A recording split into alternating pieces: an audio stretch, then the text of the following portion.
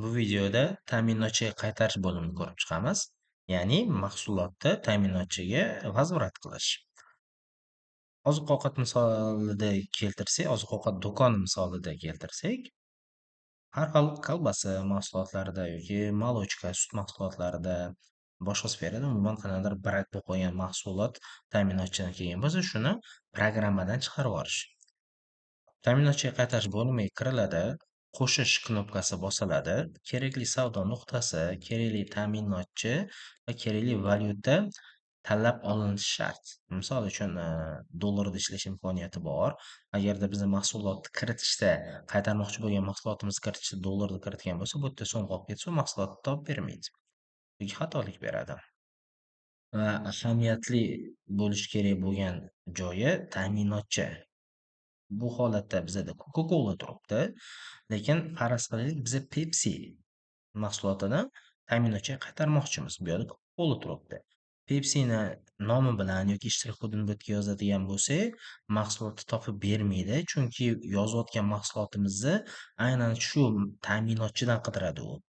Biza Pepsini qaytarmoqchimiz, lekin ta'minotchi Cola turibdi. Bu yerda mahsulot yo'q deb ogohlantirish beradi. Shuning uchun birinchi navbatda qaytarmoqchi bo'lgan mahsulotimizni qaysi ta'minotchidan qabul qilgan bo'lsa, o'sha ta'minotchini tanlab olishimiz shart. Hop, kerakli mahsulotni nomini yoki ishtirok kodini yozamiz. Kola deb yozdik. Ro'yxat topib beryapti. Ro'yxatdan kerakli mahsulotni plus knopkasi orqali tanlab olamiz. Agarda ishtirok kodini ursak, o'zi avtomatik qo'yib beradi, ro'yxatga chiqarib beradi.